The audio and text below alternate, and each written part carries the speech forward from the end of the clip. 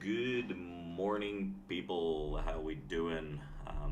Finally getting a new mic delivered. It's been a while. I know there have been a lot of comments about the effectiveness and sound of this mic, so purchased a different one. Ideally, things are better from it. Not right now, right? Probably next week. I don't know when it comes, but anyways, I thought I'd share that very important news with everyone. So it's Monday, August 19th. We are coming into the last 2 weeks of the month. And, right, there's a decent bit of news that surrounds this week. The Jackson Hole Symposium. Jackson Hole Symposium starts on Tuesday, or sorry, that's a lie. On Thursday, it's a 3 day event, Thursday, Friday, Saturday. And we will be seeing Fed meeting minutes this week. Fed Chair Powell is going to be talking, and we have the Jackson Hole Symposium. So we've got a plethora of thickness around the Fed week, realistically, this week. So there should be a decent amount of volume, volatility, and movement into the latter portion of the week. So the S&P 500 is up drastically since last year's Jackson Hole Symposium, up nearly 30%. And we do expect Jerome Powell, the Fed chair, to address the effectiveness of monetary policy, even though price declines are pretty pronounced in the car market and some other aspects as well. So the upcoming Jackson Hole Symposium, in contrast with last year's event from the interest rate policy standpoint, in 2023 the S&P 500 was trading around the 4,300 level ahead of the event. So look where we're at right now. We're up a solid 1,500 points, right? 1,500 points from that time last year. So the theme last year was structural shifts in the global economy.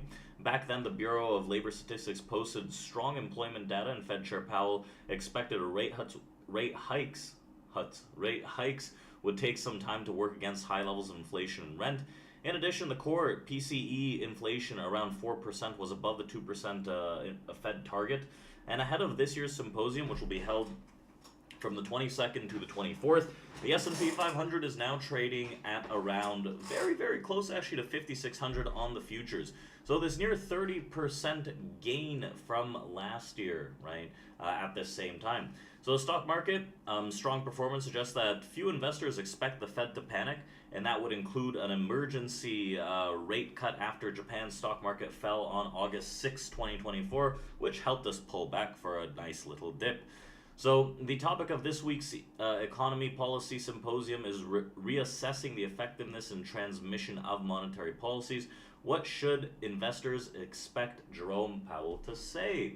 So investors should theoretically expect to briefly mention that monetary policy is working the way through the economic system, and he will mention that the core PCE 2.6% in June 2024 continues on the downtrend. However, the index dropped from 2.8% in March 2024 is small, right? That difference is somewhat negligible, some might say. So Powell may also mention that consumer price index trended generally lower in the past 12 months. However, CPI rose between January to March of this year. The delay from the Fed from lowering rates throughout the year is also probably going to be in conversation. Jerome Powell may praise the effectiveness of monetary policy in lowering the price of new and used vehicles, right? That's something that has effectiveness in the CPI, right? We have food, energy, we have all items less food and energy. We've got commodities, new vehicles, used cars, apparel, medical care, shelter, transportation services, stuff like that, right? That's all involved in the CPI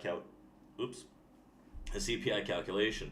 So the Fed chair may not address the ongoing inflationary pressure in goods more important than vehicle shelter. Shelter inflation increased by 0.4% in July after falling 2 consecutive months. It's up by 5.1% in the last year. So they'll probably talk about the bank stability as well to reassess the effectiveness of monetary policy. This may include reevaluating the Fed's proposal to increase bank capital requirements. Bloomberg reported that Jerome Powell met with the CEO of JP Morgan, Citigroup, Morgan Stanley, and the Bank of America. So year-to-date, shares of those banks are up between 8.78% in the case of Morgan Stanley, all the way up to 25 and a bit from JP Morgan. So JP Morgan stock has a strong industry rank despite trading at a premium valuation. If the Fed increases capital requirements, it may hurt JP Morgan's stock momentum the most. So this is another topic of conversation we'll be discussing today as JP Morgan starts to slash its recession expectations as well. So this symposium participants might address the impact of the Fed's much anticipated 25 bip cut next month on foreign central banks. Japan's Black Friday moment comes to mind when markets speculated that the Fed would not change rates. The yen fell to levels that it has not seen in nearly 3 decades. So the Bank of Japan responded by defending its currency by raising interest rates. This led to a yen carry trade unwinding, following the Nikkei falling about 12.4%. Fortunately, the Bank of Japan wants to avoid another round of panic selling. Thanks partly to the yen strengthening, the bank will slow its pace of rate hikes. So Powell's participation at the J-Hole, the Jackson Hole Symposium, will capture business news headlines this week. Most likely, it's probably going to shoot in some volume and some volatility into the markets, and markets will listen very intently on his commentary on July's job and inflation reports. The Fed chair previously said that favorably slowing inflation and a cooling labor market would lead the central bank to cut in September. And this event comes at a fairly crucial time. Realistically, we've seen a lot of earnings reports. We've seen the consumer side, right? Walmart last week did fare very well. So on to JP Morgan right now. Just days after heightening its recession gauge from 15% to 25%, this is not even JP Morgan, it's Goldman Sachs. Goldman Sachs has reduced its view of the probability of the U.S. recession next year. So a slew of favorable macro data in recent days prompted the reversal, but it raises some doubts over generic forecasts when things are looking so fluid. Now that we've moved back down to 20% because data released since August 2nd, right, just a few weeks ago, including retail sales and jobless claims, shows no sign of recession, the team wrote, adding that they would probably cut recession probability back to 15% if the jobs report that's due September 6th looks fairly reasonable or reasonably good. So realistically, right, we're not necessarily out of the woods. A lot of people are still kind of attached to the carry trade that unwound in Japan, and there are other aspects as well, like Fed cut cycle in the midst of what is markets near all-time highs, which is usually on the medium to long term more effective to the downside in the overall market. Now, we do have the probabilities, Fed Watch Futures, we do have the probabilities of a rate cut coming out in September, which just, I believe a week or two ago, they were fairly even, right? The probability of a cut of 25 bips and 50 bips were about 50%, which is a little shocking, right? But that came probably as the market downturned pretty aggressively 2 weeks ago. So right now it's about 75%, I believe, that we cut once in September. There is a small chance that there is a double cut in September, but immediately, right, very, very short term, this is a fairly bullish signal, but leading into the few months after, as they continue this cut cycle, we could start to see downturns in the overall equity market. So you can see right here, it's about 73.5%, 26.5 for a double cut in September. Just a week ago, on August 12th, a week ago, it was 50-50 realistically, with 0% chance of keeping rates as is. So with that being said, let's dive into these equity markets today. It is Monday. The markets are still holding some bullish momentum.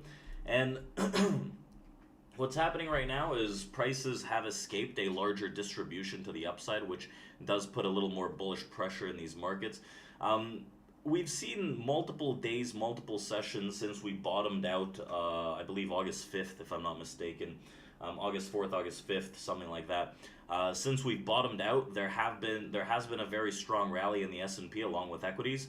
And this upside pressure, right, day after day, just continuous upside, isn't, I would say, extremely sustainable for a V-bottom. Sustainability for this upside continuation would involve some kind of sideways auction that creates a balance before trending a little higher.